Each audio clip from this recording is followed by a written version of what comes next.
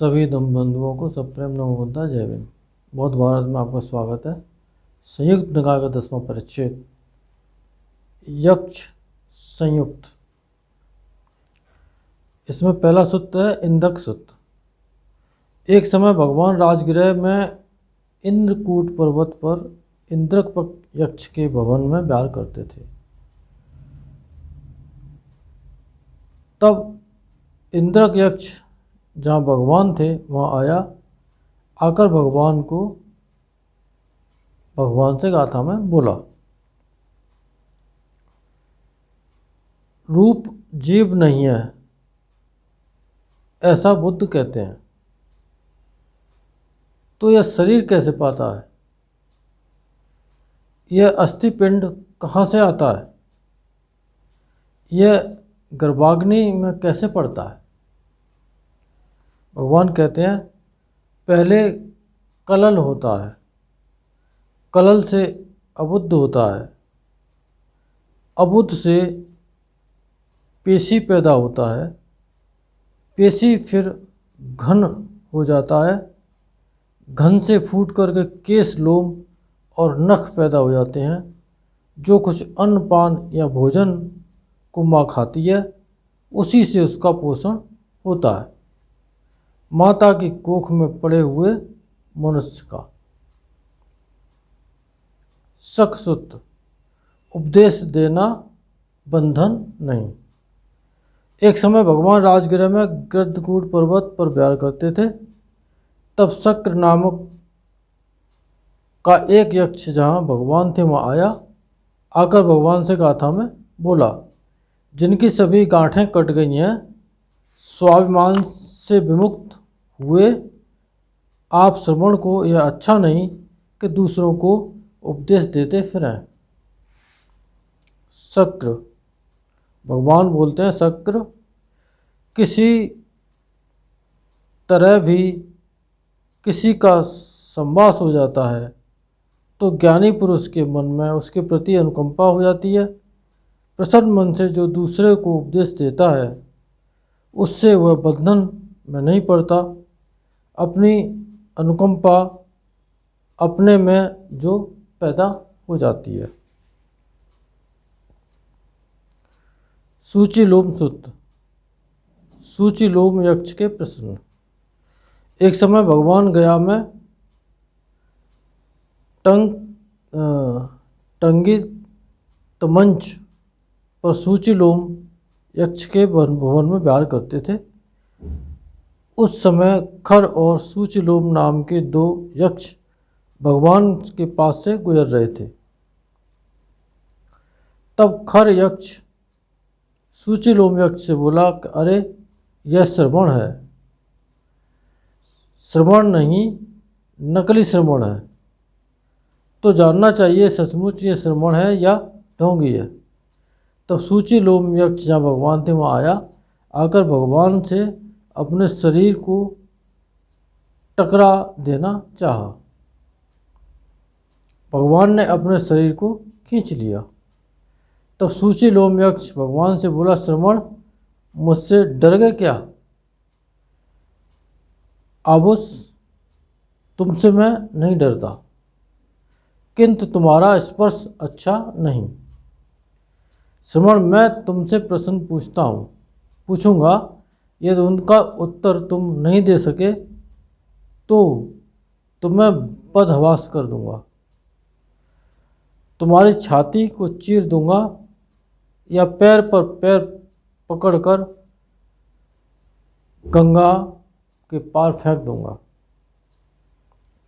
आबुस, मैं सारे लोक में किसी को ऐसा नहीं देखता हूँ जो मुझे बदहवास कर दे, मेरी छाती को चीर दे या पैर पकड़कर मुझे गंगा के पार फेंक दे। किंतु तो भी जो चाहो प्रश्न पूछो। यक्ष पूछता है, राग और द्वेष कैसा पैदा होते हैं? उदासी मन का लगना और भय से रोंगटे खड़े हो जाना, इसका कारण क्या है? मन के वितर्क कहाँ से उठकर खींच ले जाते हैं। कैसे कोए को पकड़कर लड़के लोग। तो भगवान उसके प्रश्नों का उत्तर दे रहे हैं। राग और द्वेष यहाँ से पैदा होते हैं। उदासी मन का लगना का कारण यही है। मन से वितर्क यहीं से उठकर खींच ले जाते हैं, जैसे कोए को पकड़कर लड़के लोग। स्नेह में पड़कर अपने में पैदा होने वाले, जैसे बरगद की शाखाएं कामों में परस्पर फैली जंगल में मालवा लता के समान, जो उनके उत्पत्ति स्थान को जान लेते हैं वे उसका दमन करते हैं। हे यक्ष सुनो, वे इस दुस्तर धारा को पार कर जाते हैं जिसे पहले नहीं तरा था, उनका पुनर्जन्म नहीं होता। मणिबद्ध सूत्र। स्मृति का सदा कल्याण होता है। स्मृतिमान का सदा कल्याण होता है। एक समय भगवान मगध में मणिमालक चैत्य पर मणिभद्र यक्ष के भवन में विहार करते थे। तब मणिभद्र यक्ष जहाँ भगवान थे वहाँ आया।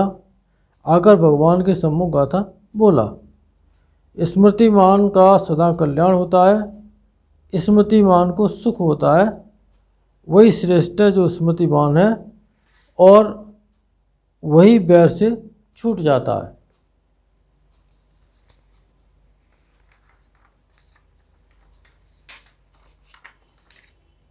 भगवान कहते हैं स्मृतिमान का सदा कल्याण होता है। स्मृतिमान को सुख होता है।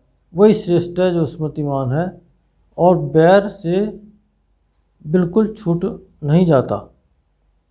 वह बैर से बिल्कुल छूट नहीं जाता, जिसका मन दिन रात अहिंसा में लगा रहता है।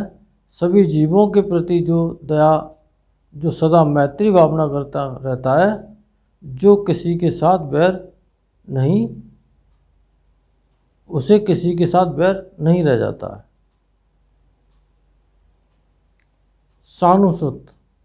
उपसत करने वाले को यक्ष नहीं पीड़ित करते। एक समय भगवान श्रावस्ती में अनाथ पिंडक के जैतवन आराम में विहार करते थे। उस समय किसी उपासिका का सानु नामक पुत्र यक्ष से पकड़ लिया गया था। तब वह उपासिका रोती हुई उस समय यह गाथा बोली। यक्ष कोई अमनुष्य होते थे पुराने टाइम में, उनका उल्लेख यहाँ पे आता है। जैसे आल्वक यक्ष, उसका तो गाथा में भी है, परिताण पाठ में भी आल्वक सूत्र है। तो इस तरह से यक्षों का भी उस समय का जिक्र आता था।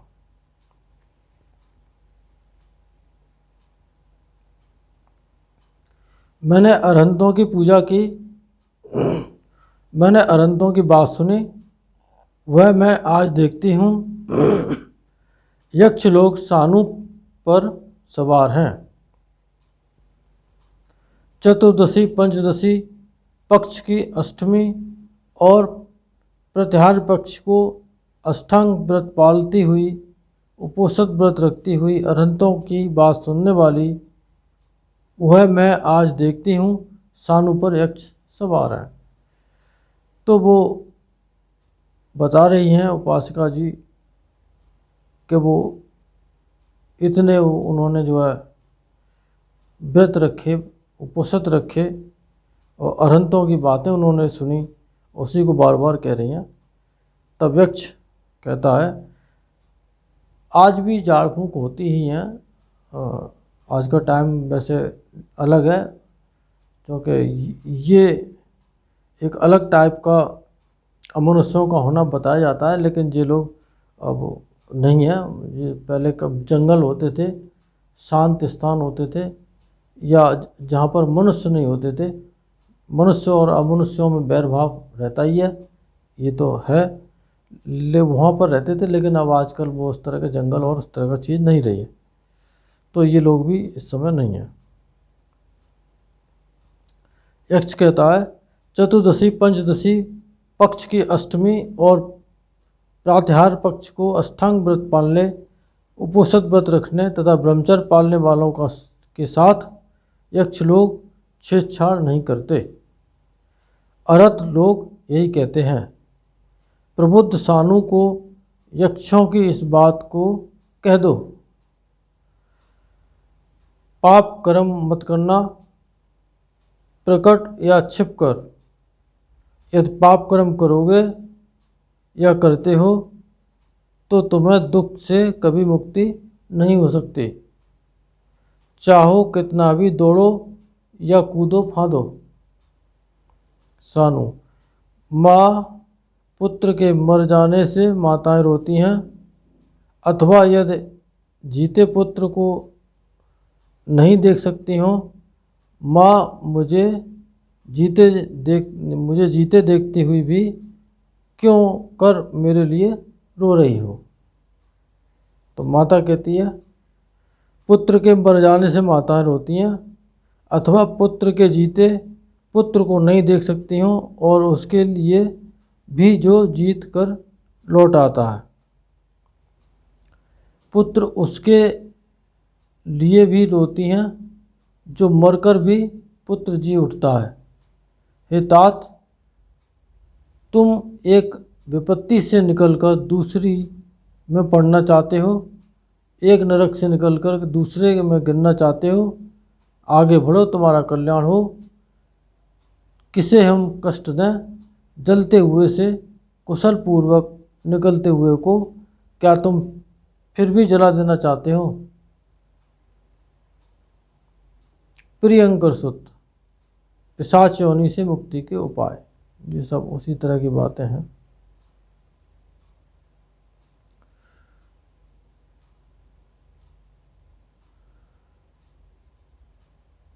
एक समय आयुष्मान अनिरुद्ध श्रावस्ती में नाथमंडक के जैतवन आराम में विहार करते थे। ये मैं पढ़ दे रहा हूँ क्योंकि जो लाइनें हैं वो छूटनी नहीं चाहिए, लेकिन आवश्यक नहीं है कि आज के समीचीन हों ये लाइनें, क्योंकि पिशाच योनि और ये सब योनियों का बुद्धिज्म में आजकल तो हम लोग नहीं मानते हैं ना, फिर भी क्योंकि साहित्य में इसीलिए पढ़ दे रहे हैं। आपको ये ज़्यादा इस पर ध्यान नहीं देना चाहिए। मत सुर मचाओ, तब प्रियंकर माता यक्षिणी अपने पुत्र को यूं ठोक रही थी। मत सुर मचाओ हे प्रियंकर, भिक्षु धर्मपदों को पढ़ रहा है। यदि हम धर्मपदों को जानें और आचरण करें तो हमारा हित होगा। जीव के प्रति संयम रखें, जानबूझकर झूठ न बोलें और इस पिशाच योनि से मुक्त हो गए। वैसे ये बात तो परफेक्ट है कि शीलवान आदमी होगा और समाधि का भी विपස්සना साधना कर रहा होगा तो उसे सब कुछ अनुभव होता है और उसे कोई डिस्टर्ब भी नहीं करता। ये तो परफेक्ट बात है, क्योंकि ये सब अनुभव की बातें हैं।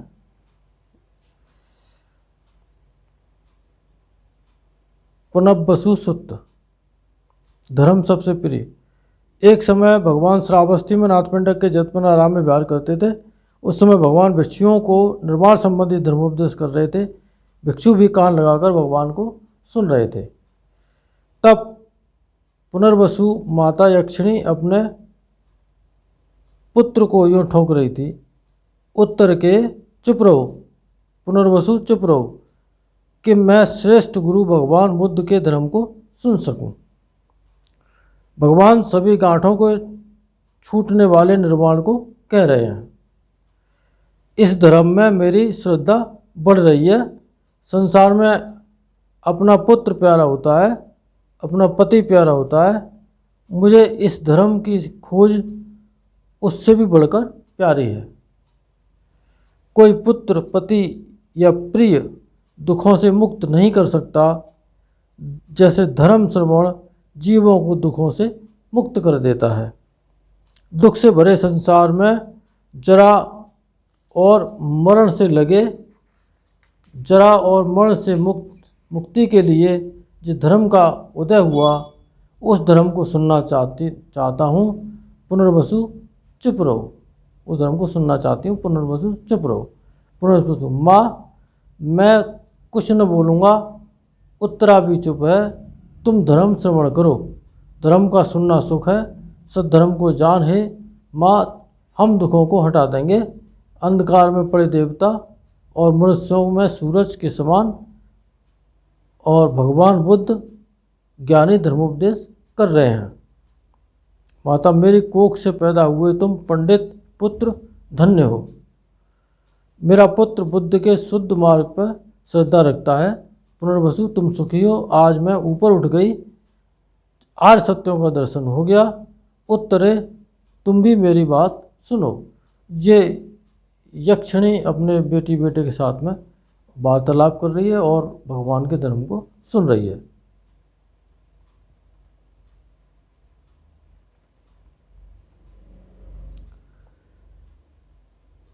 इन सत्य वचनों से आप सबका मंगल हो, भला हो, कल्याण हो, संसार के सारे प्राणी सुखी हों। साधु साधु साधु।